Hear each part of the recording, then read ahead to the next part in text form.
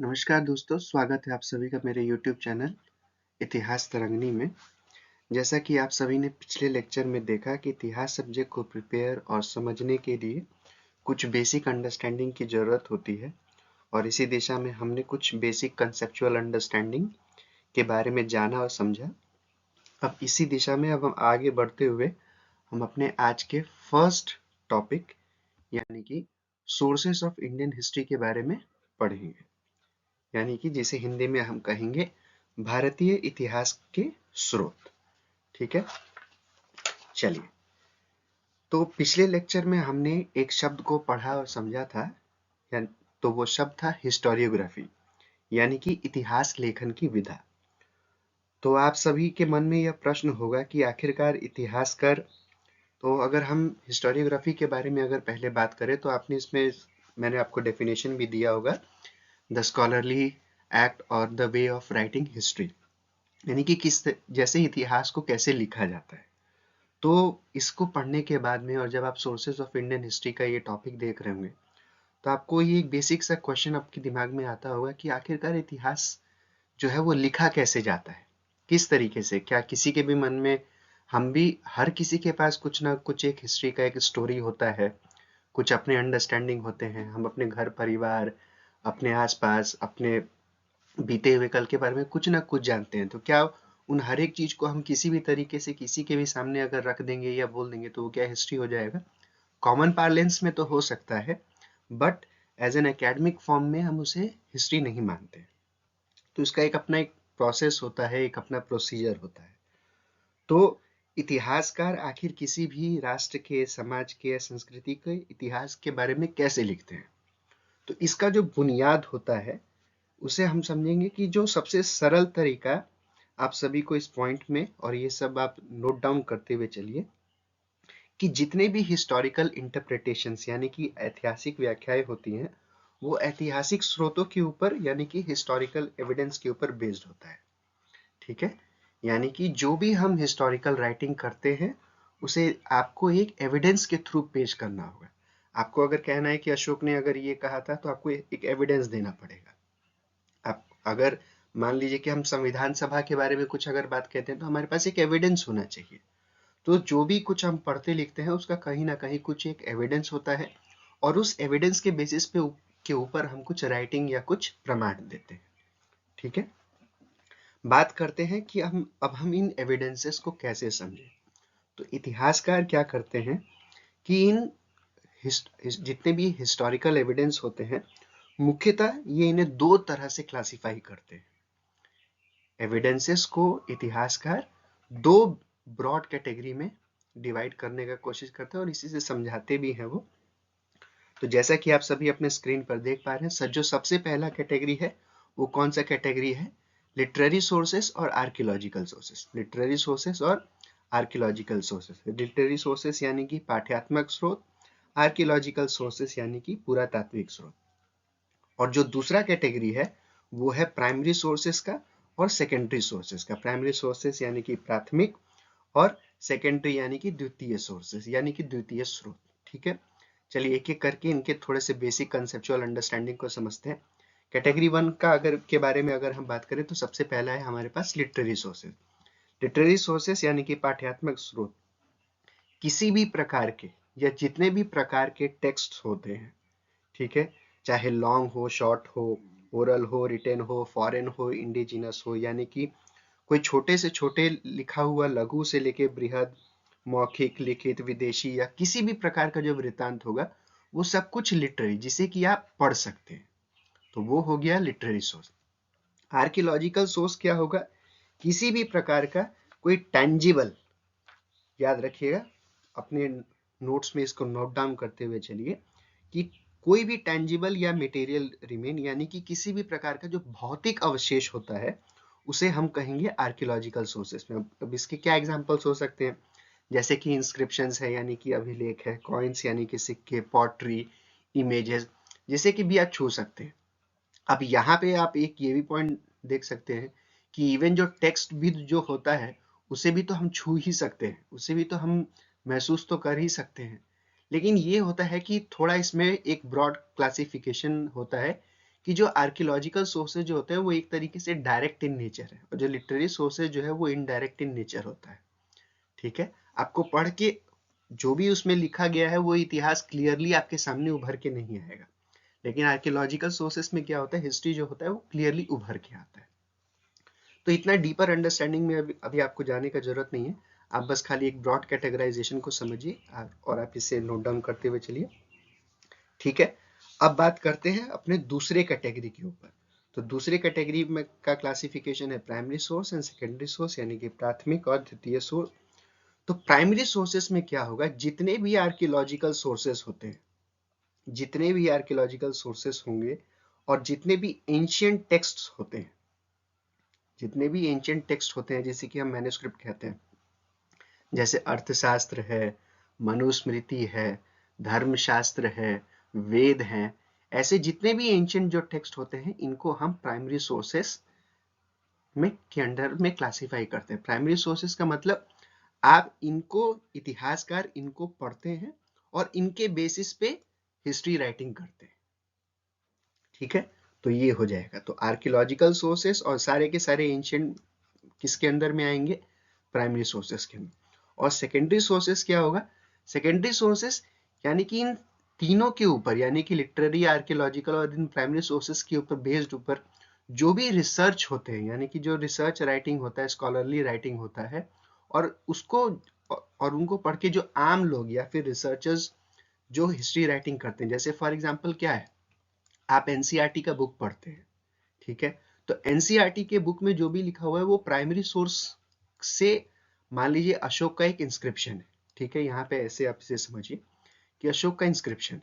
अब अशोक के इंस्क्रिप्शन में कुछ 4-5 पॉइंट से लिखे हुए, तो उन पॉइंट्स को आपने एक जगह पे नोट डाउन किया और उस पॉइंट को नोट डाउन करने के बाद में फिर उसने किसी ने आपको, एक इतिहासकार ने आपको समझाया कि इसका अर्थ ये था, इसका अर्थ ये था, इसका अर्थ ये था, और एक ऐसे बुक को लिखा। तो ये जो इंस्क्रिप्शन जो था, ये जो क्या हो जाएगा, जो अशोक का जो इंस्क्रिप्शन था वो हो गया प्राइमरी सोर्स, और जो इतिहासकार ने जो बुक जो लिखा वो हो गया सेकेंडरी सोर्स। हम क्या करते हैं, बेसिकली सेकेंडरी सोर्सेस को पढ़ते हैं, हम प्राइमरी सोर्सेस को नहीं पढ़ते हैं। जो रिसर्चर्स और जो स्कॉलर्स होते हैं वो प्राइमरी सोर्सेस को पढ़ते हैं और हम क्या करते हैं, हम सेकेंडरी सोर्सेस को पढ़ते हैं, और सेकेंडरी सोर्सेस के बेसिस पे हम हिस्ट्री के अंडरस्टैंडिंग को डेवलप करते हैं। ठीक है, तो ये है कुछ क्लासिफिकेशन, ये बात आप लोग सभी को याद रखना है।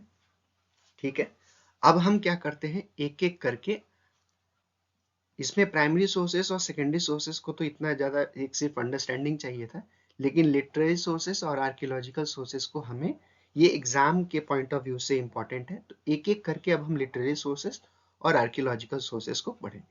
ठीक है, चलिए। तो अब हम लिटरेरी सोर्सेस यानी कि पाठ्यात्मक स्रोतों को समझेंगे और पढ़ेंगे। लिटरेरी सोर्सेस को अगर हम आसान भाषा में समझे तो ऐसे समझिए कि जिसे हम, किसी भी चीज को जिसे हम पढ़ सकते हैं। ठीक है, और किसी भी पढ़ने वाली चीजों में दो पॉइंट्स उनसे जुड़े हुए होते हैं, यानी कि दो पॉइंट जो है वो काफी इंटर रिलेटेड होते हैं। किसी भी पढ़ने वाली चीजों में क्या होंगे, दो पॉइंट्स होंगे, दो पॉइंट्स।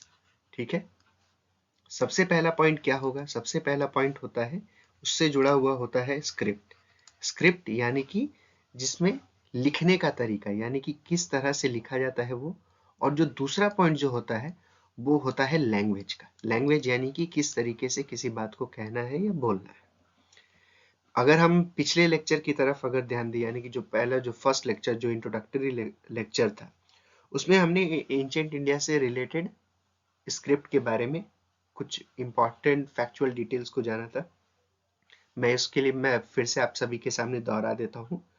तो अगर हम इंडियन कॉन्टिनेंट के बारे में बात करें तो ओल्डेस्ट स्क्रिप्ट जो है, जिसे हम कहेंगे ओल्डेस्ट स्क्रिप्ट, तो वो था हड़प्पन सिविलाइजेशन का स्क्रिप्ट, जो कि अभी तक अनडिसाइफर्ड है, यानी कि जिसे हम अभी तक पढ़ और समझ नहीं पाए हैं। लोगोग्राफिक था, यानी कि उसमें सिंबल्स का यूज होता है, और ज्यादातर उसे सील्स या सीलिंग्स पे लिखा जाता था, यानी कि सील्स या सीलिंग्स यानी कि हिंदी में जिसे हम मुहर या मुहर बंदो कहेंगे, उसके ऊपर ज्यादातर इसका यूज हमें देखने को मिलता है, तो इंडियन कॉन्टेक्स्ट में। वहीं अगर हम वर्ल्ड कॉन्टेक्स्ट के बारे में अगर हम बात करें तो हमने दो, बेसिकली उस टाइम के हमने दो सिविलाइजेशन के बारे में पढ़ा था। एक है मेसोपोटामिया और दूसरा है इजिप्ट। तो मेसोपोटामिया की जो जो लिपि जो थी यानी कि स्क्रिप्ट जो था उसे क्यूनिफॉर्म कहा जाता है, और बेसिकली उसे मॉइस्ट क्ले के टैबलेट यानी कि गीली मिट्टी के टैबलेट के ऊपर लिखा जाता था। और वहीं जो इजिप्ट का जो हाइलोग्राफिक्स जो स्क्रिप्ट था यानी कि जो जिसे हम इजिप्ट के अगर स्क्रिप्ट के बारे में अगर हम बात करेंगे तो ज्यादातर उसे पैपिरस शीट, पैपिरस, PAPYRUS, पैपिरस शीट यानी कि सरकंडों से बने हुए जो शीट जो होते थे उन पे इस्तेमाल किया जाता था। ठीक है, तो ये आपको याद रखना है, ये भी कुछ एक बेसिक डिटेल्स है जब हम लिटरेरी सोर्सेस में अगर हम पढ़ रहे हैं। चलिए आगे बढ़ते हैं। अगर हम बात करें लेखन इतिहास के बारे में यानी कि राइटिंग की हिस्ट्री के बारे में, तो पेपर का जो इन्वेंशन जो था वो कहाँ पे हुआ था? चाइना में। पेपर का इन्वेंशन कहाँ पे होता है? चाइना में, अराउंड 3rd सेंचुरी BCE में। अगर हम बात करें इंडिया के बारे में तो एंशिएंट इंडिया में ज्यादातर जो स्क्रिप्ट्स यानी कि मैन्युस्क्रिप्ट्स यानी कि हिंदी में जिसे हम पांडुलिपियां कहते हैं, ज्यादातर वो किस पे लिखे गए? पाम लीव्स के ऊपर में लिखे गए यानी कि ताम्र के पत्तों पर।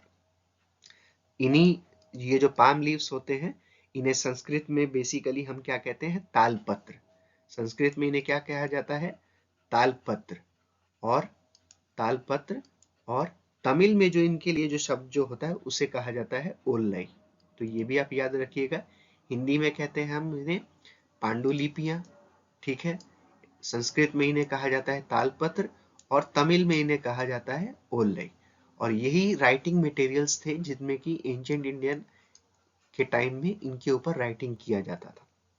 और ये जो मैन्युस्क्रिप्ट में जो लिखने का जो ट्रेडिशन था ये उस टाइम से लेके और 19th सेंचुरी तक, ये 19th सेंचुरी तक इंडिया में रहा। और बाद में जब फिर प्रिंटिंग प्रेस का जब एडवेंट हुआ यूरोपियंस के आगमन से, तो फिर धीरे धीरे ये डिक्लाइन होने लगा और फिर हमने ये मैन्युस्क्रिप्ट में लिखने का जो ट्रेडिशन जो था धीरे धीरे करके डिक्लाइन हो गया और अब तो ना के बराबर ही है। तो ये है कुछ इससे रिलेटेड, लिटरेरी सोर्सेज से रिलेटेड कुछ इंपॉर्टेंट पॉइंट। चलिए आगे बढ़ते हैं, और भी पॉइंट्स के बारे में हमें जानना है। तो अब हम समझेंगे प्राचीन और पूर्व मध्य कालीन भारत यानी कि एंशिएंट और अर्ली मिडिवल इंडिया के लिटरेरी सोर्सेस के बारे में। जैसा कि आप सभी स्क्रीन पर देख भी पा रहे हैं कि किस तरीके से इस स्लाइड के थ्रू हम ये समझने का कोशिश करेंगे कि किस तरीके से लिटरेरी सोर्सेस को क्लासिफाई किया जाता है। तो बेसिकली इसके अगर हम कुछ अगर बेसिक पैमाने को अगर देखें तो इसमें आप देख पा रहे हैं जैसे लैंग्वेज यानी कि भाषा, जीन, यॉनर, कंटेंट यानी कि विषय वस्तु, एज यानी कि रचना काल के आधार पर, ट्रेडिशन यानी कि रचना की भाषागत श्रेणी के आधार पर किया जाता है। ठीक है, तो ये आप एक सिर्फ आपके अंडरस्टैंडिंग के लिए था कि किस तरीके से हम लिटरेरी सोर्सेस को या इतिहासकार पढ़ते, वर्गीकृत करते हैं और समझाते हैं। ठीक है, अब बात करते हैं, फिर से हम आते हैं लैंग्वेज में। क्यों क्यों लैंग्वेज के बारे में हमें जानना ज़्यादा जरूरी है? क्योंकि जो भी अभी मैंने, जब हम इस लिटरेरी सोर्सेस को पढ़ रहे थे तो मैंने आपको बताया भी था कि बेसिकली इसके दो आयाम होते हैं यानी कि इसके दो पार्ट है, एक है स्क्रिप्ट का पार्ट और दूसरा है लैंग्वेज का पार्ट। तो हमें ये भी देखना है कि जो एंशिएंट इंडिया में जो हमारे जो स्क्रिप्ट्स जो थे, जो लिटरेचर जो थे, वो किस भाषा में लिखे गए थे। तो उस दृष्टि से ये इम्पोर्टेंट है, उस पॉइंट ऑफ व्यू से आपको ये थोड़ा कंसेप्चुअल और थोड़ा इंफॉर्मेशन आपको पता होना चाहिए एज अ बेसिक अंडरस्टैंडिंग के तौर पे। तो अगर हम बात करें इंडो यूरोपियन फैमिलीज के बारे में, अगर अगर हम बात करें इंडो यूरोपियन फैमिली के बारे में, तो आज की जैसे हिंदी, पंजाबी, मराठी, बंगाली, गुजराती, असमीज, ये सारी जो भाषाएं हैं खास करके किसके अंदर में आती हैं? इंडो यूरोपियन के अंदर में आती है। द्रविडियन के बारे में अगर हम बात करें तो इसमें तमिल, मलयालम, तेलुगु, कन्नड़, तुलु भाषा, ये सब द्रविडियन लैंग्वेज के अंदर में आएगा। ऑस्ट्रो एशियाटिक के बारे में अगर हम बात करें तो संथाली, खासी, मुंदरी, ऐसी जो ट्राइबल जो भाषाएं जो होती हैं वो ऑस्ट्रो एशियाटिक के अंदर में आती है। तिब्बतो बर्मीज के बारे में हम बात करें तो कुछ नॉर्थ ईस्ट के जैसे मणिपुरी, बोडो, गारो, लुसाई, ये सारी जो भाषाएं जो है वो तिब्बतो बर्मीज फैमिली के अंदर में आते हैं। ठीक है, चलिए आगे बढ़ते हैं। तो text in Indian subcontinent, next जो हमारा पॉइंट है वो है टेक्स्ट इन इंडियन सबकॉन्टिनेंट। तो यहाँ पे हम जो कुछ जब आप जिस फैक्ट्स को डील करने वाले हैं वो परीक्षा के दृष्टि से बहुत ही इंपॉर्टेंट होने वाला है, आपको डायरेक्ट फैक्ट्स पूछे जा सकते हैं। तो चलिए देखते हैं सबसे पहले पॉइंट के ऊपर, oldest text in the Indian subcontinent. अगर oldest surviving text in the Indian subcontinent के बारे में अगर हम बात करें, यानी कि प्राचीनतम रचना के बारे में, तो ये कौन है? वेद है। यानी कि वेद, जो वेद है that is the oldest surviving text in the Indian subcontinent. और इसे किस भाषा में लिखा गया है? तो भाषा है संस्कृत। अब यहाँ पे थोड़ा सा आपको एक कंसेप्चुअल अंडरस्टैंडिंग की तरफ में जाना है। अगर हम संस्कृत के बारे में बात करें तो सबसे पहले आप ध्यान रखिए कि ये Indo Iranian branch of the Indo European family, यानी कि इंडो यूरोपियन फैमिली एक बहुत बड़ा है। यानी कि इवन जो यूरोप के भी जो भाषाएं हैं वो एक कॉमन पूल से निकल के आती है। उनमें एक जो ब्रांच है वो है इंडो ईरानियन ब्रांच, और उस इंडो ईरानियन में से एक जो भाषा जो उभर के आता है वो है संस्कृत। ठीक है, तो ये संस्कृत भाषा का अपना एक इतिहास है। इसी तरीके से इंडो ईरानियन में हम एंशिएंट इंडिया के हमारे जैसे जो प्राकृत जो भाषा है और जो पाली जो भाषा है वो भी इन्हीं सारे इंडो ईरानियन ब्रांच से ही उभर के आते हैं। ठीक है, अब फिर से आइए इस टॉपिक के ऊपर कि oldest text in the Indian subcontinent. तो आपको ये बात याद रखना है कि जो वेद जिस लैंग्वेज यानी कि जिस संस्कृत में जो लिखा हुआ है और आज जो हम जो संस्कृत जो पढ़ते हैं, इन दोनों में डिफरेंस है। वेद जिस संस्कृत में जो लिखा गया है उसे कहा जाता है प्री क्लासिकल संस्कृत। याद रखिएगा, PCS, प्री क्लासिकल संस्कृत। और इसके क्लासिकल संस्कृत, और तो आपको यहाँ पे ये चीज देखना है कि क्लासिकल संस्कृत आखिर क्या है। देखिए, पाणिनि ने 5th और 4th सेंचुरी के अराउंड अपना एक ग्रामर डेवलप किया था जिसे कि हम कहते हैं पाणिनि का अष्टाध्यायी। ये है एक संस्कृत ग्रामर है, और इसमें इन्होंने रूल्स को कोडिफाई किया था, यानी कि इस लैंग्वेज के, संस्कृत लैंग्वेज के रूल्स को कोडिफाई किया था कि किस तरीके से लिखा जाना चाहिए। तो जब इस रूल के बाद से जो भी टेक्स्ट इसको आधार मान के हम यानी कि इनके पैटर्न के हिसाब से लिखा जाता है तो उन्हें क्लासिकल संस्कृत कहा जाता है। तो वेद जो है वो तो पाणिनि के अष्टाध्यायी से पहले लिखा गया था, तो इसलिए इसे प्री क्लासिकल कहा जाता है। यानी कि संस्कृत, सपोज कीजिए कि संस्कृत जो वेद में है और अगर आप कालिदास के संस्कृत के वर्क को अगर पढ़ेंगे तो इन दोनों में डिफरेंस आएगा।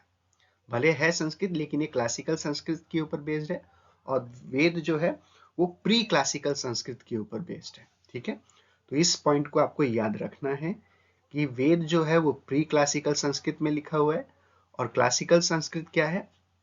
वो संस्कृत जिसे कि पाणिनि के अष्टाध्यायी के रूल्स एंड रेगुलेशंस के ऊपर, यानी कि ग्रामेटिकल रूल्स के ऊपर बेस्ड है, हम उसे क्लासिकल संस्कृत कहते हैं। ठीक है, उसी तरीके से अगर हम बात करें द्रविड़ में, तो द्रविड़ में जैसा कि आप जानते हैं कि जो सबसे जो ओल्डेस्ट जो लिटरेचर जो कंपोज जो किया गया था वो भी तमिल लैंग्वेज में ही किया गया था। और इवन इसका डेट ऐसा माना जाता है कि कुछ लोगों का मानना है कि तमिल जो है वो इवन संस्कृत से भी पुराना था। ठीक है, भले ही हमें एविडेंस नहीं मिल पाए लेकिन संस्कृत तमिल इवन सबसे पुराने ओल्डेस्ट में माना जाता है। फिर से यहाँ पे हम बात करते हैं तमिल का, अगर हम बात करते हैं तो अगर संगम लिटरेचर के बारे में अगर हम बात करें, संगम लिटरेचर, तो ये जो संगम लिटरेचर जिस तमिल में लिखा गया है उसे ओल्ड तमिल कहा जाता है, और आज जिस हम तमिल को जानते हैं और समझते हैं उसे मॉडर्न तमिल कहा जाता है। तो इन दोनों के बीच में भी डिफरेंसेस है। ठीक है, तो आप इन सारे बात को जरूर ध्यान में रखिएगा कि प्री क्लासिकल और क्लासिकल संस्कृत क्या है। तो क्लासिकल संस्कृत का आधार पाणिनि के अष्टाध्यायी के ऊपर होता है। ठीक है, इसे भी याद रखें। फिर ओल्ड तमिल और मॉडर्न तमिल में क्या अंतर है, इसको भी आप लोग याद रखें। मतलब इसके आप एग्जाम्पल को याद रखिए कि जो संगम जो है उसे ओल्ड तमिल में लिखा गया है। इन सारे पॉइंट्स को आप जरूर अपने पॉइंट पे रखते जाएं। यहाँ पे कुछ इंपॉर्टेंट फैक्ट्स हैं आपके लिए। यहाँ पे अगर हम संस्कृत ग्रामर के बारे में बात करें तो पाणिनि का अष्टाध्यायी ये पहले लिखा गया था। फिर उसके बाद में आता है पतंजलि का महाभाष्य। तो दो संस्कृत ग्रामर है जिनको कि आपको नाम याद रखना चाहिए, पाणिनि का अष्टाध्यायी, पतंजलि का महाभाष्य। उसी तरीके से मैंने अभी थोड़ी देर पहले आपसे बात कहा भी था कि जो संस्कृत जो है वो Indo Iranian branch of the Indo European family से डिराइव करता है। और उसी के और दो एग्जाम्पल कौन से थे, प्राकृत भाषा और पाली भाषा। तो प्राकृत जो है वो नेचुरल है, मतलब एक तरीके से नेचुरल कॉग्निसेंस ह्यूमन माइंड के थ्रू ये डेवलप हुआ, और पाली उसी का एक डायलेक्ट है। ठीक है, पूरे इंडियन सब कॉन्टिनेंट में उस टाइम पे जो नॉर्मल, जो अगर हम संस्कृत या इन सारे भाषा को छोड़ के अगर देखें तो प्राकृत भाषा चल रही थी। पर अलग अलग जगह पे जो अलग अलग डायलेक्ट जो उभर के आते हैं, यानी कि इसी का जो पार्ट होता है, तो मगध के एरिया में जो एक जो भाषा जो प्रोमिनेंट उभर के आता है उसे हम कहते हैं पाली। ठीक है, तो प्राकृत का भी अपना एक ग्रामर बना, प्राकृत का ग्रामर। और प्राकृत के ग्रामर का जो अभी तक सर्वाइविंग है हमारे पास, तो उसका एग्जाम्पल क्या है, वारा रुचि का प्राकृत परीक्षा। ठीक है, वारा रुचि का प्राकृत परीक्षा, आपको ये याद रखना है। आपसे डायरेक्ट फैक्ट्स बेस्ड क्वेश्चन ही इसमें से पूछे जाएंगे, एकदम आपको याद रखना है पाणिनि का अष्टाध्यायी क्या है, पतंजलि का महाभाष्य क्या है, प्राकृत का ग्रामर कौन सा है। उसी तरीके से अगर हम तमिल ग्रामर के बारे में अगर हम बात करें, तो तमिल ओल्डेस्ट सर्वाइविंग जो तमिल ग्रामर है वो है टोलकापियम। ठीक है, तो ये कुछ इंपॉर्टेंट फैक्ट्स हैं, यहाँ पे आप जरूर याद रखें। कुछ एक जो कंसेप्चुअल पार्ट था जो कि क्लासिकल और प्री क्लासिकल संस्कृत के कॉन्टेक्स्ट में आता है, ओल्ड तमिल और मॉडर्न तमिल के कॉन्टेक्स्ट में आता है। और उसी तरीके से ये एटलीस्ट जो आपके सामने जो चार ये जो ग्रामर है, इनके ऑथर्स और इनके टेक्स्ट, इसको जरूर याद रखें। एग्जाम में आपसे direct match the following based question पूछ लिया जाता है और आपको आंसर देना पड़ता है। ठीक है, चलिए अब हम बढ़ते हैं अपने नेक्स्ट टॉपिक की तरफ। तो जैसा कि आप सभी देख पा रहे हैं स्क्रीन के ऊपर, हमारा नेक्स्ट टॉपिक का जो मेजर हेडिंग है वो है major literary sources of ancient and early medieval India. क्या है मेजर, सारे लिटरेरी सोर्सेस को एक ही क्लास में या एक ही स्लाइड में पढ़ पाना तो मुश्किल है, लेकिन हम इनिशियल स्टेज में क्या करेंगे कि जितने भी इंपॉर्टेंट एटलीस्ट जो हमारे पास लिटरेचर्स हैं हम उन्हें पढ़ेंगे, और जैसे जैसे कोर्सेज में हम अपने आगे बढ़ते जाएंगे तो हमें और भी एग्जाम्पल्स मिलते जाएंगे। तो इन सोर्सेज को, इन लिटरेरी सोर्सेज को हम एक जो सबसे अच्छा तरीका होगा जिसमें हम क्लासीफाई करके पढ़ सकते हैं वो है लैंग्वेज के बेसिस पे। ठीक है, तो सबसे पहले इस लैंग्वेज कैटेगरी में हम पढ़ेंगे संस्कृत टेक्स्ट को। क्यों संस्कृत टेक्स्ट को पढ़ेंगे, अभी आपने थोड़ी देर पहले ये देखा भी होगा कि जो oldest surviving text in the Indian सब कॉन्टिनेंट है वो है संस्कृत टेक्स्ट यानी कि वेदास। ठीक है, तो आज का हमारा जो टॉपिक जो रहेगा वो सबसे पहले रहेगा कि हम पूरे वेद के बारे में, पूरे के पूरे इंटायर वैदिक लिटरेचर को आज हम कवर करने का कोशिश करेंगे। ठीक है, चलिए इसी के साथ आगे बढ़ते हैं अपने नेक्स्ट स्लाइड्स के ऊपर। तो सबसे पहला है वेदास। तो इस आप अपने ये स्लाइड पे देख पा रहे हैं कि मैंने आपके सामने एक टेबल बना के दिया हुआ है। इसी तरीके से आप पूरे के पूरे अपने नोट्स के लिए भी या अपने नोट मेकिंग करने के लिए इस तरीके से एक टेबल बना लीजिए। एक तरफ है टाइप्स ऑफ वेदास और दूसरा है क्लासिफिकेशन ऑफ वेदास। तो धीरे धीरे चलिए आपको समझ में आ जाएगा कि इसमें क्या क्या आपको पॉइंट्स नोट डाउन करना है। ठीक है, चलिए सबसे पहले देखते हैं वेद के बेसिक अंडरस्टैंडिंग है उसके कंसेप्चुअल अंडरस्टैंडिंग के बारे में। तो हिंदू ट्रेडिशन के अकॉर्डिंग यानी कि हिंदू मान्यता के अनुसार वेद को जो है उसे श्रुति की श्रेणी में रखा जाता है। किसकी श्रेणी में रखा जाता है, श्रुति, SHRUTI, श्रुति की श्रेणी में रखा जाता है। हिंदी में भी आप इसे श्रुति ही लिखिए। और इस श्रुति का मतलब क्या होता है, which has been heard, which has been heard, इसका मतलब जो भी कुछ सुना हुआ है। श्रुति का मतलब क्या होता है, सुना हुआ, विच हैज बीन हर्ड। तो वेद को हिंदू मान्यता के अनुसार श्रुति में कैटेगराइज किया जाता है जिसका अर्थ होता है सुना हुआ, यानी कि विच हैज बीन हर्ड। कुछ और भी फैक्ट जानते हैं वेद के बारे में। वेद जो शब्द है वो किस रूट वर्ड से लिया गया है, तो ये आपको समझना है। वेद का जो रूट वर्ड है वो है विद। क्या है, VID, विद। विद का मतलब क्या होता है, टू नो, किसी भी चीज के बारे में जानना। ठीक है, किसी भी चीज के बारे में जानना या जानना, ये सबसे इंपॉर्टेंट रहेगा।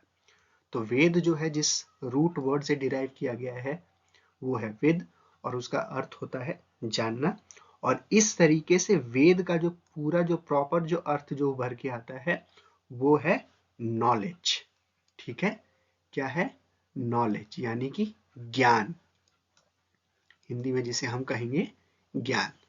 तो यहाँ पे भी आपके पास एक एग्जाम के पॉइंट ऑफ व्यू से एक इम्पॉर्टेंट आपसे क्वेश्चन हो सकता है कि वेद और वेद, इनमें से किस शब्द का अर्थ होता है नॉलेज। तो आपको याद रखना है कि अगर बोला जाएगा कि एक सेंटेंस में आपको पूछा जाए कि वेद जो शब्द है वो डिराइव किया जाता है रूट वर्ड विद से, तो हाँ ये सही है। और इस रूट वर्ड का अर्थ होता है नॉलेज, नहीं ये गलत है। जो रूट वर्ड है वेद, उसका अर्थ क्या होता है, टू नो यानी कि जानना, और वेद का मतलब क्या होता है, नॉलेज। ठीक है, तो ये एक बेसिक अंडरस्टैंडिंग था वेद के रिगार्ड, इस वर्ड के रिगार्ड में। अब हम बात करते हैं कि वेद को चार प्रकार के हमारे पास मुख्यतः वेद होते हैं। ठीक है, चार प्रकार के वेद होते हैं, ऋग्वेद, सामवेद, यजुर्वेद और अथर्ववेद, चार प्रकार के वेद। अब इनसे रिलेटेड आपको कुछ इंपॉर्टेंट फैक्ट्स नोट डाउन करना है। अब हर वेद के, ये बात याद रखिएगा कि हर वेद के अपने अपने चार क्लासिफिकेशन है। ठीक है, या चार पार्ट्स होते हैं, आप एक तरीके से समझ सकते हैं। हर वेद का चार पार्ट्स होता है। तो क्या क्या है वो चार पार्ट्स, संहिता, ब्राह्मणास, आरण्यक और उपनिषद। संहिता का मतलब होता है कलेक्शन, किसी भी चीज का कलेक्शन। ब्राह्मणास, या ये आप याद रखिएगा कि जब हम यहाँ पे ब्राह्मणास बोल रहे हैं तो हम किसी जाति या किसी वर्ग के बारे में बात नहीं कर रहे हैं। ब्राह्मणास एक टेक्स्ट है। ठीक है, उसी तरीके से आरण्यक भी एक टेक्स्ट है और उपनिषद भी एक टेक्स्ट है। तो ये सारे टेक्स्ट हैं। तो क्या होगा, तो ऋग्वेद का एक संहिता होगा, सामवेद का एक ब्राह्मणास होगा, यजुर्वेद का एक आरण्यक होगा, अथर्ववेद का एक उपनिषद होगा। यानी कि सारे के सारे जितने भी वेद हैं उनके चार पार्ट्स होते हैं, संहिता, ब्राह्मणास, आरण्यक एंड उपनिषद। ठीक है, चलिए अब देखते हैं ऋग्वेद के बारे में कुछ इंपॉर्टेंट पॉइंट्स।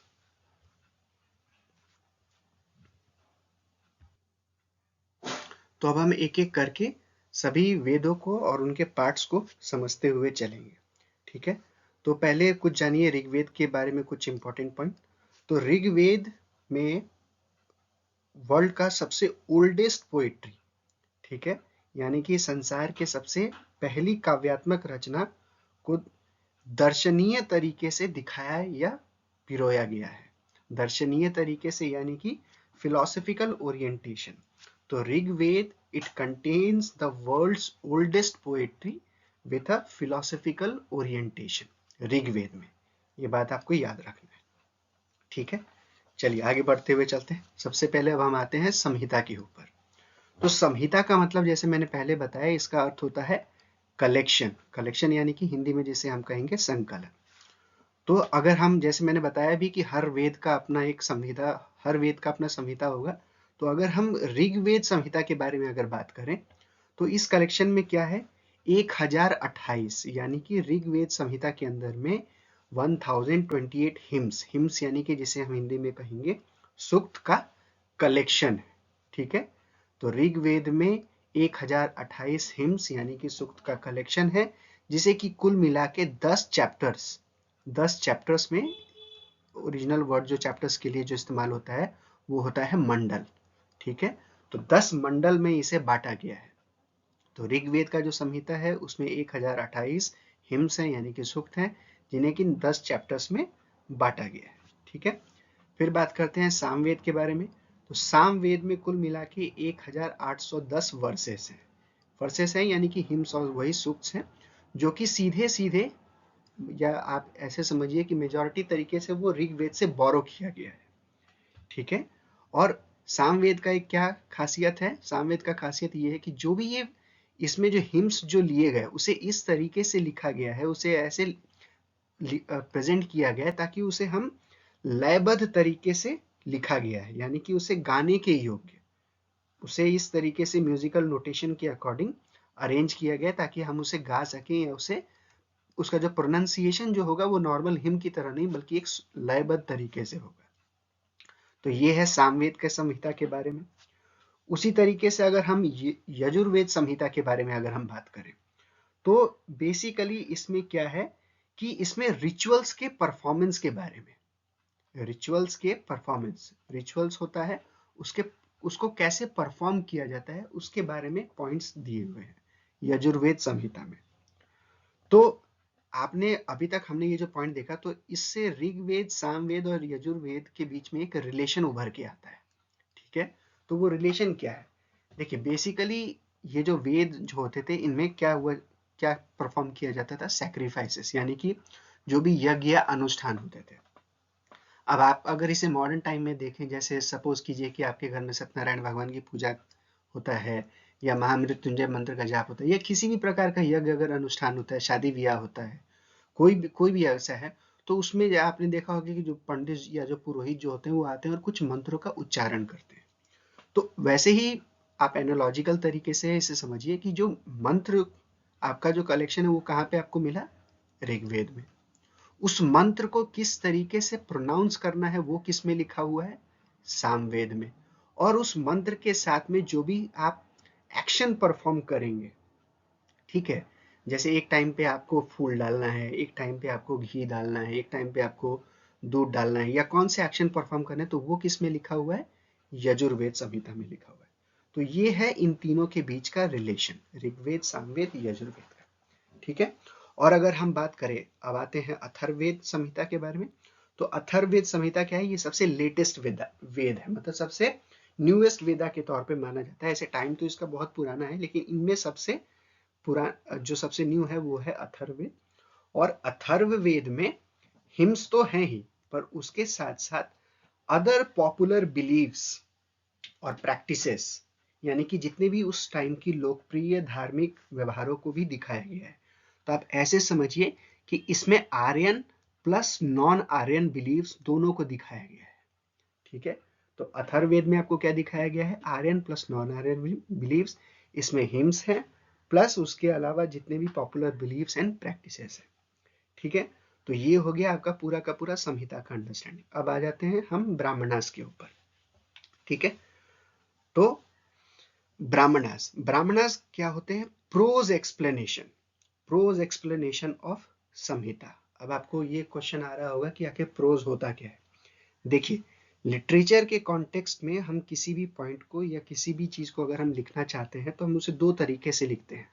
एक होता है प्रोज, ठीक है, एक होता है प्रोज वे ऑफ राइटिंग, और दूसरा होता है वर्स के फॉर्म में। प्रोज में क्या होता है? बेसिकली हम पैराग्राफ तरीके से लिखते हैं। ठीक है, जैसा हमारा नॉर्मल राइटिंग होता है उसे कहा जाता है प्रोज, यानी कि हिंदी में जिसे हम गद्य के तरीके से कहा जाता है। और दूसरा होता है वर्स, यानी कि एक पोएटिक तरीके से। ठीक है, तो वर्स के फॉर्म में जो होता है उसे हम कहते हैं, वर्सेस के फॉर्म में जो लिखा जाता है उसे हम कहते हैं पोएटिक कॉम्पोजिशन के फॉर्म में।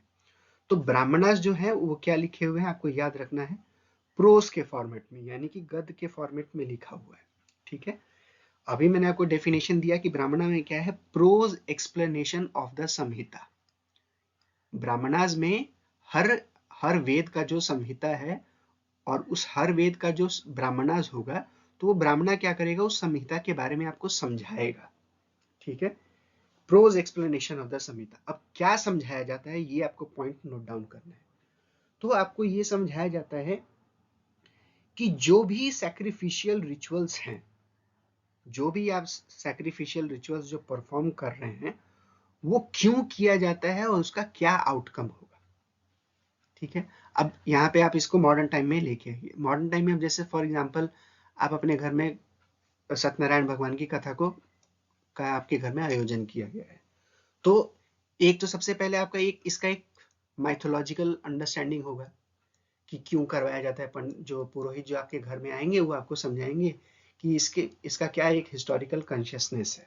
ठीक है, कि ये क्यों किया जाता है, और उसके आउटकम के बारे में भी बताएंगे कि अगर आप इससे करेंगे तो जो आपके जो घर में सुख शांति नहीं है, आपके घर में जो कलेश चल रहा है, या आपको कुछ चाहिए हस्बैंड वाइफ के बीच में या अपने पारिवारिक जीवन में, तो उसके आउटकम के बारे में बताया गया कि अगर आप ये चीज करेंगे तो आपको ये होगा, ये वाला यज्ञ करेंगे तो आपको ये चीज की प्राप्ति होगी। तो ये जो पूरा का पूरा जो एक्सप्लेनेशन वाला जो पार्ट है, सैक्रिफिशियल रिचुअल्स है। ठीक है, आप कभी अगर यज्ञ अनुष्ठान में बैठते हैं तो आपको बताया जाता है कि इस हाथ से आप ऐसे दान कीजिए, इस हाथ इस तरीके से ऐसे करिए। अगर आपने राइट हैंड के तरफ में अगर पानी को गिराया तो उसका क्या अर्थ होगा, लेफ्ट हैंड की तरफ में अगर आप गिराते हैं तो उसका क्या अर्थ होगा, जमीन पे अगर आप किसी चीज को छोड़ रहे हैं तो क्या होगा। तो ये जो सारे जो इसका जो आउटकम्स और जो एक्सप्लेनेशन है वो हमें ब्राह्मणास में देखने को मिलता है। ठीक है, अब चलते हैं आरण्यक के बारे में। आरण्यक को क्या कहा जाता है, फॉरेस्ट बुक भी कहा जाता है। ठीक है, अब आरण्यक क्या करता है, जो भी सैक्रिफिशियल रिचुअल्स हैं उसे एक सिंबॉलिक और फिलोसफिकल तरीके से प्रेजेंट करता है। किस तरीके से, सिंबॉलिक और फिलोसफिकल तरीके से। तो मान लीजिए कि कोई भी आप यज्ञ कर रहे हैं, तो यज्ञ में जैसे मान लीजिए कि आपका फायर है, तो आप जानते ही हैं कि ऋग्वेद में जो गॉड्स जो थे वो प्रोमिनेंट गॉड जैसे इंद्र है, अग्नि है, वायु है, वरुण है, तो इन सब थ्रू के तहत बताया जाता है। अब जैसे कोई भी प्रॉब्लम अगर होता है तो आपको बताया जाएगा कि चूंकि ये भगवान आपसे नाराज हैं, इन भगवान को आपको खुश करना पड़ेगा, और अगर आप सेक्रीफाइसेस परफॉर्म करेंगे तो भगवान खुश हो जाएंगे, तो आपको आपको धन्य धान की प्राप्ति होगी। तो इस तरीके के जो फिलोसफिकल जो एक्सप्लेनेशंस जो होते हैं वो हमें आरण्यक में देखने को मिलता है। ठीक है, तो ये है आरण्यक के बारे में क्लासिफिकेशन। और लास्ट में हम पढ़ते हैं उपनिषद। तो उपनिषद भी क्या है, एक तरीके से फिलोसफिकल वे ही है, फिलोसफिकल एक्सप्लेनेशन ही है। और अगर हम इंडिया में अगर फिलोसफिकल अंडरस्टैंडिंग के बारे में के रूट्स को अगर ट्रेस करते हैं तो हमें उपनिषद से ही देखने को मिलता है। ठीक है, तो ये जितने भी यहाँ पे हमने ब्राह्मणास में देखा, आरण्यक में देखा, वो तो इसमें उभर के वो भी सारे के सारे जो कंटेंट है वो इसमें आता है। जो मोस्ट डिस्टिंक्टिव या डिस्टिंग्विशिंग पॉइंट जो कि हमें उपनिषद में देखने को मिलता है वो है आत्मा और ब्रह्म का कंसेप्ट। आत्मा और ब्रह्म के कंसेप्ट के बारे में डिस्कस किया जाता है। तो ये सारे पॉइंट्स जो है आप सभी को याद रखते हुए जाना है। संहिता क्या है, ब्राह्मणास क्या है, आरण्यक क्या है और उपनिषद क्या है, इनका बेसिक बेसिक डेफिनेशन कि ये क्या कंटेन करते हैं आत्मा और ब्रह्म के बारे में। ठीक है, अब उपनिषद के बारे में अगर हम बात करें तो माना जाता है आज के डेट में इतिहासकार कुछ जो एक कॉमन एग्रीमेंट है, कॉमन अंडरस्टैंडिंग में आते हैं, वो है कि 108 उपनिषद अवेलेबल है। ठीक है, कुछ प्रेजेंट टाइम में ऐसे भी लोग कहते हैं कि कुछ 200 भी है, लेकिन जनरल एग्रीमेंट जो है वो इवन 108 में माना जाता है। और जिसमें से कि 13 जो है वो प्रोमिनेंट यानी कि प्रिंसिपल उपनिषद से, ये पॉइंट आपको याद रखना है। ठीक है, कुल मिला के 108 उपनिषद है और उसमें 13 उपनिषद है। ठीक है, तो ये हो गया आपका एग्जाम के पॉइंट ऑफ व्यू से इंपॉर्टेंट अंडरस्टैंडिंग, एक कंसेप्चुअल अंडरस्टैंडिंग आपका कि ऋग्वेद के वेदास को किस तरीके से क्लासिफाई किया जाता है, उनके कितने पार्ट्स होते हैं और उनके हर एक पार्ट का क्या कंटेंट होता है। ठीक है, तो अभी तक हमने क्या किया कि हमने वेद के चारों पार्ट्स के बारे में जाना, संहिता, ब्राह्मण, आरण्यक, उपनिषद। लेकिन परीक्षा की दृष्टि से एक तो है कि आपसे उसका डेफिनेशन पूछ दिया जाएगा जो कि मैंने आपको बता भी दिया कि किसका क्या कंटेंट होता है। दूसरा ये है कि एग्जाम में ये भी आपसे पूछा जाता है, अभी हमने बताया कि हर एक वेद का अपना अपना एक संहिता है, अपना एक ब्राह्मण है, अपना एक आरण्यक है और अपना एक उपनिषद है। ठीक है, तो संहिता के बारे में तो सब हमने जान लिया कि जो ऋग्वेद का जो संहिता है उसमें कितने वर्सेस हैं और वो क्या है। उसी तरीके से सामवेद के संहिता, यजुर्वेद के संहिता और अथर्ववेद के संहिता के बारे में हमने देख लिया।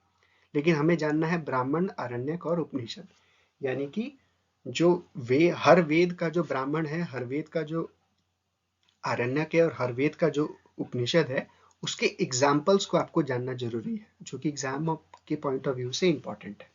ठीक है, तो सबसे पहले आप क्या कर लीजिए, हम जानेंगे ऋग्वेद से एसोसिएटेड जो ब्राह्मणास है। ठीक है, ऋग्वेद से एसोसिएटेड ब्राह्मणास, सिर्फ आपको एग्जाम्पल लिखते हुए जाना है। तो जो सबसे पहला है ऋग्वेद का, जो इसके दो ही एग्जाम्पल मोस्ट प्रोमिनेंट है, एक है ऐत्रेय ब्राह्मणास और दूसरा जो है वो है कौशितकी या संख्यान।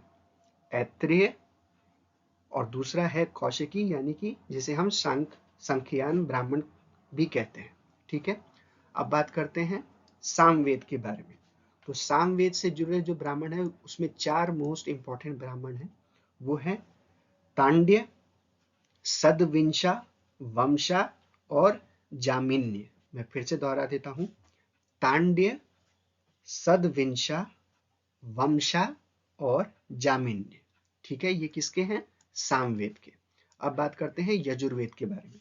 तो यजुर्वेद का फिर से 2 ब्राह्मण हैं जो कि आपके लिए इंपॉर्टेंट है। पहला है शतपथ ब्राह्मण और दूसरा है तैत्तिरीय ब्राह्मण। कौन सा है? शतपथ ब्राह्मण और तैत्तिरीय ब्राह्मण। और अथर्ववेद के बारे में अगर हम बात करें तो उसका एक ही इंपॉर्टेंट सबसे एग्जाम्पल है, वो है गोपथ ब्राह्मण। ठीक है, गोपथ ब्राह्मण। तो ये जो कम से कम आपके पास में 5-6 जो हर एक वेद के जो जो जुड़े हुए जो ब्राह्मण हैं, आप उनका नाम नोट डाउन करके और उन्हें रिवाइज करने का कोशिश कीजिए। ठीक है, अगर आप ये भी हो सकता है कि आपको याद करने में अगर डिफिकल्टी हो तो आप जैसे अथर्ववेद का आप एक याद कर लीजिए कि गोपथ है। ये आपको बेसिकली क्या किया जाएगा, मैच द फॉलोइंग के कॉन्टेक्स्ट में या इवन अगर सेंटेंस फॉर्मेशन में भी अगर दिया जाता है तो भी आप इसे चाहें तो एलिमिनेट कर सकते हैं। अब अगर आपको याद है कि गोपथ अगर लिखा हुआ है और वो हमेशा अथर्ववेद का ही होगा तो आप एक दो पॉइंट को तो एलिमिनेट कर सकते हैं। तो अगर आपको हर एक का अगर एक दो पॉइंट अगर याद है तो आप एलिमिनेशन का इस्तेमाल करके करेक्ट आंसर पे डिराइव कर सकते हैं।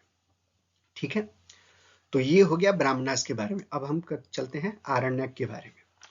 तो आरण्यक के बारे में अगर हम कहें तो कुल मिला के आपको ध्यान रखना है कि 7 आरण्यक है। ठीक है, 7 आरण्यक प्रेजेंट टाइम में अवेलेबल है और अथर्ववेद का कोई भी आरण्यक अवेलेबल नहीं है। ठीक है, कुल मिला के 7 आरण्यक है और अथर्ववेद का कोई भी आरण्यक नहीं है। तो आपको सिर्फ 3 के लिए याद करना है। तो सबसे पहला है ऋग्वेद। ऋग्वेद के आरण्यक को फिर से आप वही नाम आ जाएगा, ऐत्रेय और कौशितकी, या जिसे संख्यान कहते हैं। तो ब्राह्मणास में भी हमने पढ़ा और आरण्यक में भी पढ़ा, तो नाम दोनों में सेम है, बस बाद में एक में आप पहले आप ब्राह्मणास कर दीजिए, दूसरे में आप आरण्यक कर दीजिए। ठीक है, तो उसके 2 एग्जाम्पल हैं, ऐत्रेय और कौशिकी या सांख्यान। फिर हम बात करते हैं सामवेद के बारे में। तो सामवेद का फिर से वही है, जामिन्य और दूसरा है छंदोगया। जामिन्य और छंदोगया। ठीक है, ये है सामवेद का। फिर यजुर्वेद के बारे में अगर हम बात करें तो इसके भी 2 हैं, इसके 3 इंपॉर्टेंट हैं।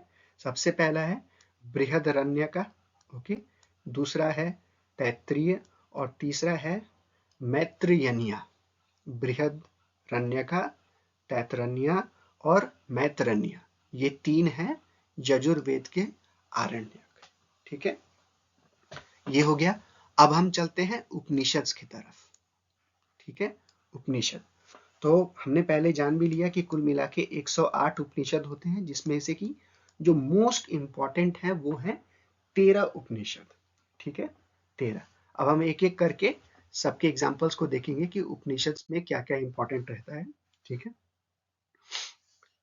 तो अगर हम ऋग्वेद के बारे में अगर हम बात करें, ऋग्वेद के बारे में अगर हम बात करते हैं तो इसका जो इंपॉर्टेंट एग्जाम्पल है वो है फिर से ऐत्रेय और कौशितकी। फिर से हो जाता है ऐत्रेय और कौशितकी, एक हो गया। फिर आ जाता है सामवेद। सामवेद का फिर से क्या हो जाएगा, ये सारे हम उपनिषद के बारे में बात करें जो उसके एग्जाम्पल्स हैं, छंदोगया और केन। सामवेद का क्या हो जाएगा, छंदोगया और केन उपनिषद। फिर आ जाता है यजुर्वेद। यजुर्वेद के बारे में अगर हम बात करते हैं तो इसका 4 एग्जाम्पल्स मोस्ट इंपॉर्टेंट है। बृहदरण्य का, दूसरा है ईशा, तीसरा है तैत्तिरीय और चौथा है मैत्रेयनिया। बृहदरण्य का, ईशा, तैत्तिरण्य और मैत्रेयनिया। ठीक है, और फिर लास्ट में आ जाता है अथर्ववेद। तो अथर्ववेद के 2 मोस्ट इंपॉर्टेंट है, पहला है मुंडाक उपनिषद और दूसरा है प्रश्ना उपनिषद। मुंडाक उपनिषद और प्रश्ना उपनिषद। तो इन फैक्ट्स को आप सभी नोट कर लें। डायरेक्टली आपसे पूछा जा सकता है कि ये जो उपनिषद है ये किस वेद से जुड़ा हुआ है, तो इस तरीके से आप सभी को याद रखना पड़ेगा।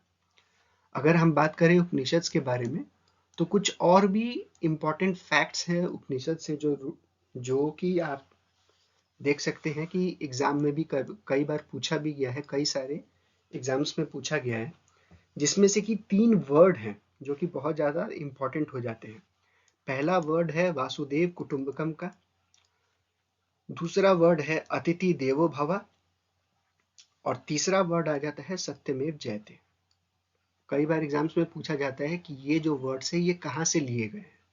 तो ये तीनों के तीनों जो वर्ड हैं ये उपनिषद से डिराइव किया जाता है। ठीक है, तो आपको पता होना चाहिए कि ये जो वर्ड है किस उपनिषद से लिया गया है। तो अगर हम वासुदेव कुटुंबकम का बात करें, जो कि पार्लियामेंट के एंट्रेंस हॉल पे लिखा हुआ है, इसे महा उपनिषद से लिया गया है। ठीक है, महा उपनिषद से लिया गया है।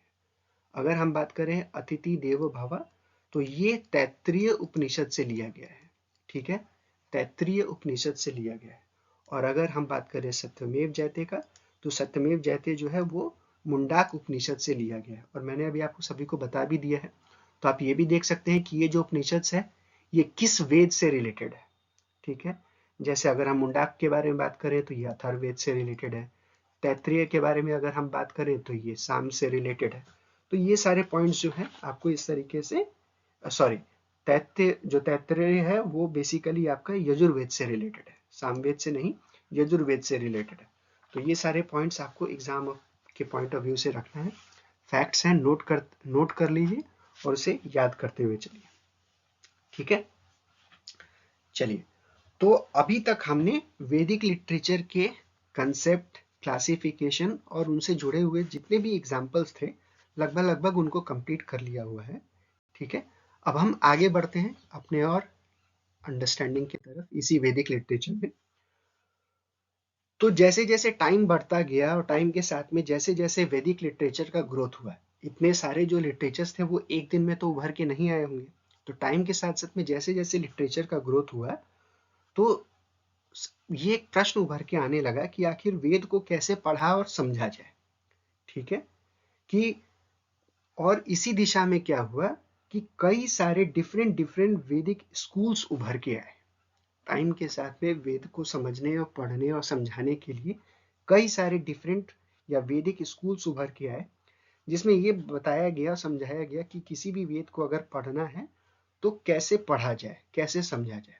यानी कि बेसिकली उसके अराउंड स्कूल्स डेवलप हुए जिन्होंने मेथोडोलॉजी को डेवलप किया कि हम वेद को कैसे पढ़ें और कैसे समझें। तो इसी दिशा में जो हमारा जो नेक्स्ट टॉपिक है वो है, आप सभी देख ही पा रहे हैं, स्कूल्स ऑफ वेदास, यानी कि स्टडी एंड इंटरप्रिटेशन। तो इसे समझने के लिए हम क्या कर सकते हैं, इसे दो तरीके से समझ सकते हैं।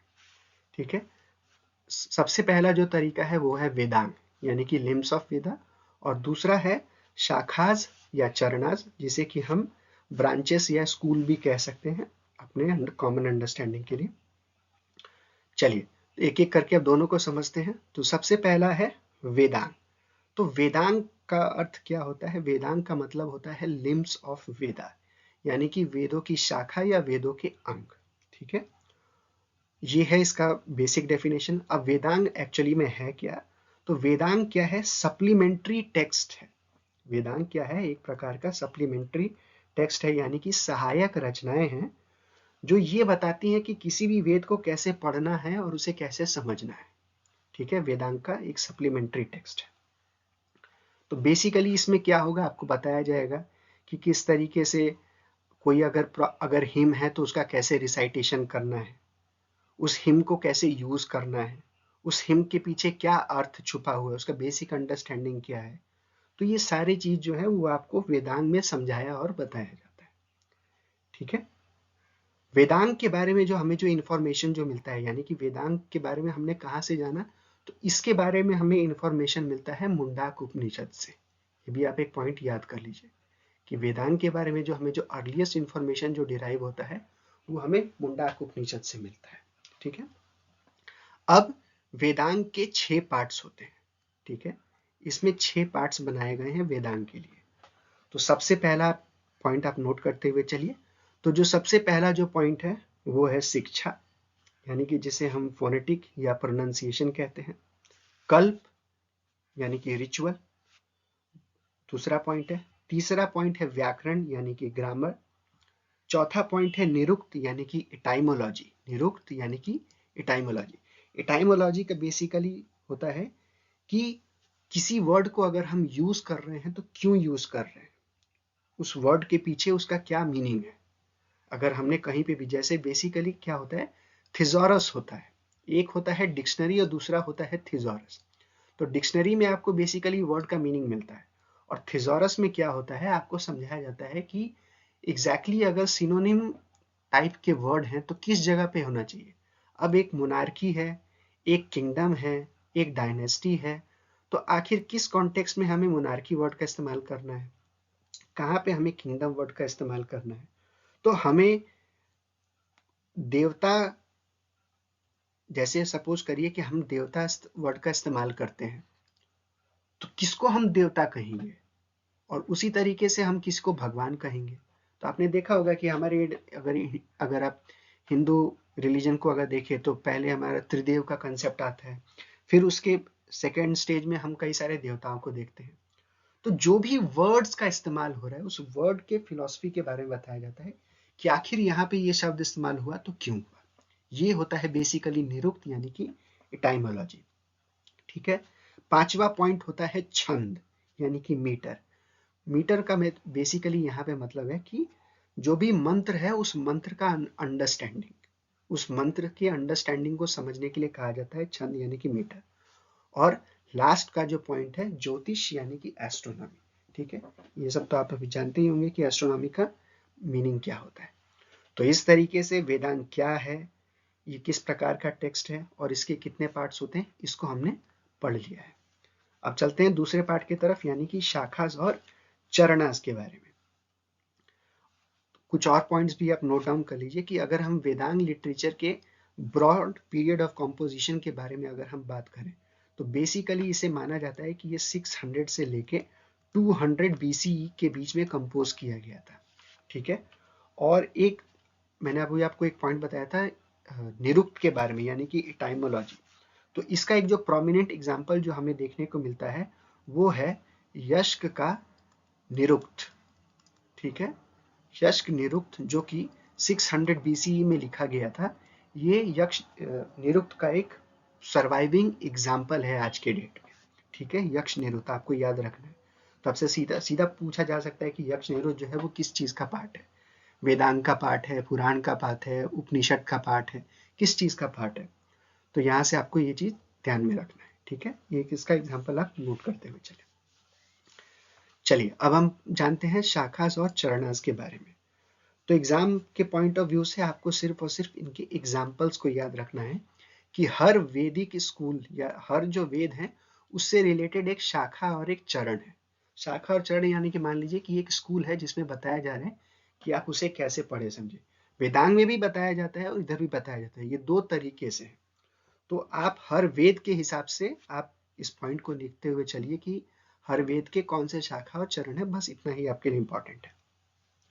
तो ऋग्वेद के बारे में अगर हम बात करें तो ऋग्वेद का जो शाखा है उसे कहा जाता है शकल शाखा। ठीक है, ऋग्वेद का जो शाखा है उसे कहा जाता है शकल शाखा। ऋग्वेद का सिर्फ और सिर्फ उन्हीं शाखा के बारे में पढ़ेंगे जो भी चीज होता है जो कि प्रेजेंट टाइम में सरवाइव कर रहा है। ऐसे तो हजारों एग्जांपल्स होंगे लेकिन जो सिर्फ प्रेजेंट टाइम में सरवाइव करते हैं हम उन्हीं के सिर्फ एग्जांपल्स को पढ़ते हैं। तो ऋग्वेद का जो एग्जांपल है वो है शकल शाखा।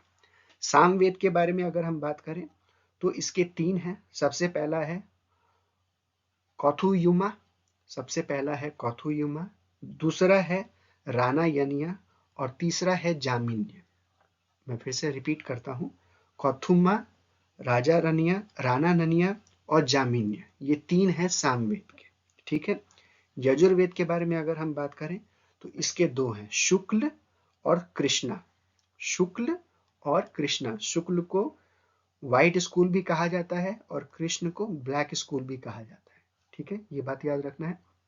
और वहीं बात करें अगर हम अथर्ववेद के बारे में तो इसके 2 हैं। तो पहला है शौनाका, शौनाका, और दूसरा है पैपलादा, शौनाका और पैपलादा। ठीक है, तो इस तरीके से ये है पूरा का पूरा स्कूल्स ऑफ वेदा जिसमें कि हमने स्टडी एंड इंटरप्रिटेशन के बारे में समझा।